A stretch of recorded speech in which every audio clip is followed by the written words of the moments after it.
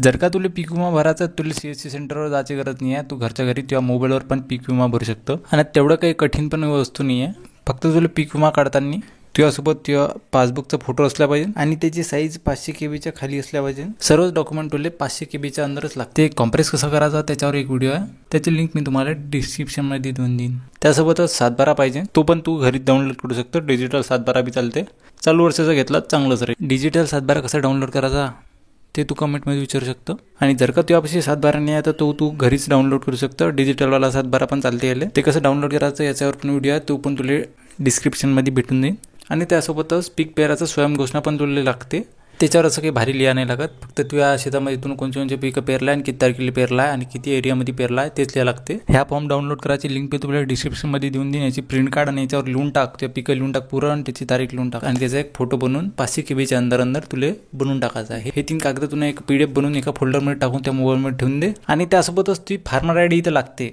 म्हणजे नसा नंबर नाही लागत, पण तुम्ही काढलेली पाहिजे. त्याचा डाटा डायरेक्ट इथे येऊन जाते. त्याचं काही नंबरची गरज नाही, तुम्ही अगोदर काढलेली असायला हवी. त्याच्यानंतर डायरेक्ट तुला जायचं आहे pmfbi.gov.in म्हणजे प्रधानमंत्री पीक विमा योजनेच्या वेबसाईटवर. हे पूर्ण साधी सिंपल वेबसाईट आहे. हे तू तुझ्या मोबाईलवर बी ओपन करू शकतो. क्रोमवर जायचं आहे, ओपन करून घ्यायची आहे. त्याच्यानंतर इथं फार्मर कॉर्नर जे दिसू राहिला याच्यावर क्लिक करायचं आहे. त्याच्यानंतर इथं फार्मर लॉग इनवर क्लिक करायचा आहे. गेस्ट फार्मर नका करू, कारण की नवीन फार्मरसाठीच राहते ते गेस्ट फार्मर. आणि इथे गेस्ट फार्मर होऊन पण नाही राहिला आहे. CSC सेंटरवाल्यापासून होऊन राहिला आहे, पण आपण घरी जे भरू राहिलो त्याच्यामध्ये नाही होऊन राहिला आहे. आणि जर का तुम्ही मागच्या वर्षी पीक विमा भरला असेल CSC सेंटरवर भरो किंवा तुम्ही घरी भरो तर तुमचा ID वगैरे जनरेट झालेला असतो आणि तोच पूर्ण डाटा तुमच्या मोबाईल नंबरवर असतो. आणि हा फॉर्म भरताना पण तुम्हाला तोच नंबर टाकायचा आणि तिथे कॅप्चा टाकून OTP घेऊन घ्यायचा आहे. आणि जर का तुम्ही मागं कधीच पीक विमाचा फॉर्म भरलेला नाही आहे तरी इथे नंबर टाकून एक वेळा पाहून घ्या. जर का तुम्हाला OTP आला आणि तुमचं लॉग इन झालं तर तुम्ही फॉर्म भरला होता आणि त्याच नंबरनं तुमचं रजिस्ट्रेशन झालेलं आहे तर तुम्ही हा फॉर्म भरू शकता. जर का तुम्ही मागं कधीच फॉर्म नाही भरला तुम्हाला गेस्ट फार्मर जाऊन तुमचं पूर्ण डिटेल्स टाका लागते. पण इथं सध्या गेस्ट फार्मर चालू नाही आहे. तुम्ही एक वेळा जाऊन पाहून घ्या गेस्ट फार्मरवर क्लिक होते का नाही होत,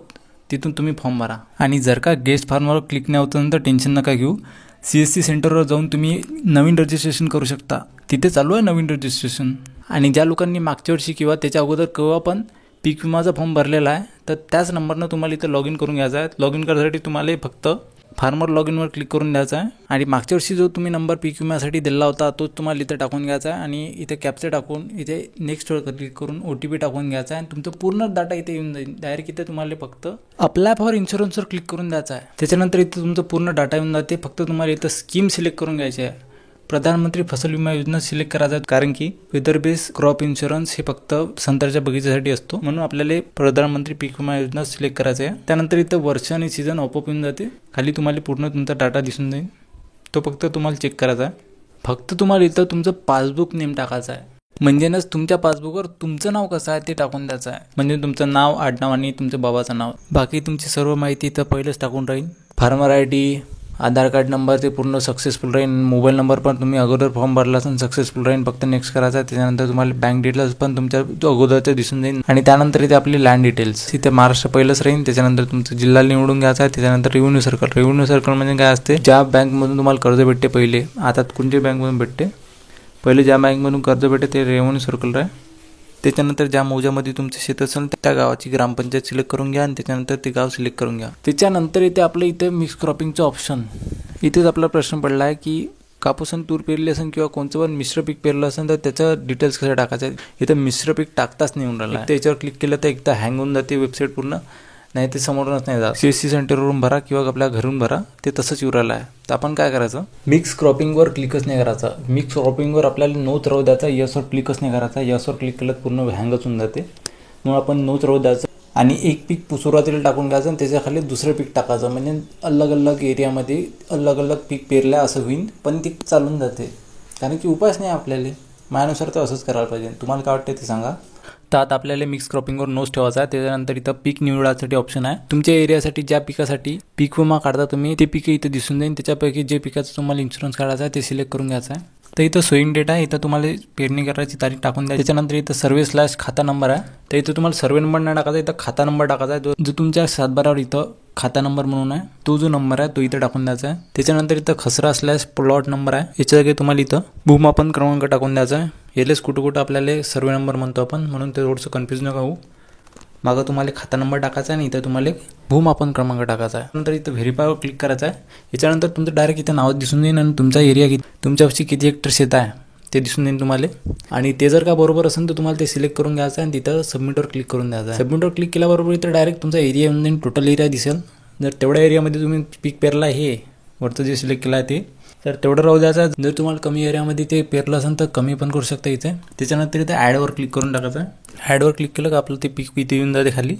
त्यानंतर तुम्हाला अजून पीक टाकायचं असेल जर तुमचा एरिया बाकी असेल काही तर तुम्ही तेवढा टाकू शकता. त्यासाठी तुम्हाला डबल हे प्रोसेस करायची. इथं पीक निवडायचं आहे. त्याच्यानंतर इथं त्याची तारीख, इथं खाता नंबर, इथं भूमापन क्रमांक, त्याच्यानंतर इथं डबल नाव दिसेल आणि त्यानंतर इथं सबमिट केल्यानंतर उरलेली जागा इथे येऊन जाईल. तेवढ्या एरियामध्ये ते पीक पेरलं असेल तर ते टाका, नाही तर मग तुम्हाला जेवढं पिकं टाकायचं आहे तेवढे टाकू शकता इथे. आणि जर का तुमच्यापाशी अलग 7/12 असेल तो पण इथे टाकू शकता. म्हणजे अलग खाता नंबर किंवा अलग भूमापन क्रमांकामध्ये तुमचं जर दुसरं शेत असेल ना त्याचा पण तुम्हाला पीक विमा काढायचा आहे. फक्त तुमचं त्या 7/12 पण असंच नाव असलं पाहिजे. हेच नाव असेल तर तुम्ही याच फॉर्ममध्ये तो पीक विमा भरू शकता.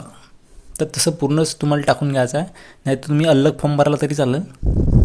तसं तर कोणी अलग पिकासाठी अलग फॉर्म भरते, जेणेकरून एखादा फॉर्म रिजेक्ट जरी झाला तर आपल्याला टेन्शन नाही राहत. कारण की ते 7/12चा फोटो पण अपलोड करायचा राहते, म्हणून सेपरेट 7/12चा अलग फॉर्म भरला तो बरा. फक्त एक काम करायचं आहे, पूर्ण आपण पीक सिलेक्ट केल्यानंतर इथं डबल चेक करून घ्यायचं तुमचं खाता नंबर आणि खसरा नंबर, त्यासोबतच कोणचं पीक पेरलं ते पण चेक करून घ्यायचं तुम्हाला. हे सर्व चेक वगैरे झाल्यानंतर तुम्हाला काय करायचं आहे, सुरुवातीला मी जे 3 डॉक्युमेंट सांगितले होते ते इथं अपलोड करायचं आहे. सर्वात पहिले तुम्हाला तुमचं इथं पासबुक अपलोड करायचं आहे आणि ते अपलोडवर पण क्लिक करून द्यायचं आहे. त्याच्यानंतर तुम्हाला अपलोड सक्सेसफुल झाला असं दाखवून देईल. त्यानंतर इथं तुमचा लँड रेकॉर्ड सबमिट करायचा आहे, म्हणजे तुमचा 7/12 इथं अपलोड करून द्यायचा आहे. त्याच्यानंतर इथं सोईंग सर्टिफिकेट म्हणजे पीक पेरा किंवा पीक पेराचं स्वयं घोषणापत्र ते इथे तुम्हाला अपलोड करून त्याचं ते पूर्ण अपलोड झालं आहे का ते पाहून घ्यायचं आहे. त्यानंतर इथं मेक पेमेंटवर क्लिक करून तुम्ही पेमेंट करू शकता. इथं पेमेंट करण्यासाठी तुम्हाला फोनपेनं पण करू शकता, QR कोडनं पण करू शकता किंवा डेबिट कार्ड, ATM कार्ड वगैरे जे आहे त्याच्यानं पण करू शकता. पण इथं सर्वजण आता काय करते, UPIवर क्लिक करून घ्यायचं आहे. इथं QR कोड सिलेक्ट करून घ्यायचा आणि QR कोडवरून तुम्हाला पेमेंट करून टाकायचं आहे. आणि त्याच्यानंतर तुमची पीक विम्याची रिसिप्ट डाउनलोड होऊन जाते. तर कधी काय होते की पेमेंट केल्यानंतर पण इथं रिसिप्ट डाउनलोड नाही होत. म्हणजे आता तुम्ही पेमेंट केला, तुमचा फॉर्म पूर्ण भरून झाला आणि तुम्ही इथे मागं जाऊन पाहिलं तिथं रिट्राय पेमेंट म्हणून येते, तर तुम्ही डबल पेमेंट नका करू इथे. तसं जर का तुमचं झालं असेल तर तुम्ही ह्या व्हिडिओ बघा, तुम्हाला माहीत पडून जाईल का काय प्रॉब्लेम झाला आणि कसं तुम्हाला तो सॉल्व्ह करायचा आहे. तर आता तुम्ही पीक विमा भरला जात तुम्हाला ई पीक पाणी पण करावं लागते. ते ई पीक पाणी कशी करायची त्याच्यावर एक व्हिडिओ आहे, तो पाहून घ्या. आणि आता आपण पूर्ण माहिती बघितलीच आहे. तर तुमच्या याच्याबद्दल काही प्रश्न असेल किंवा फॉर्म भरताना तुम्हाला कुठे अडचण येत असेल तर ते तुम्ही मला कमेंटमध्ये विचारू शकता, त्याचा माहिती तुम्हाला मिळून जाईल.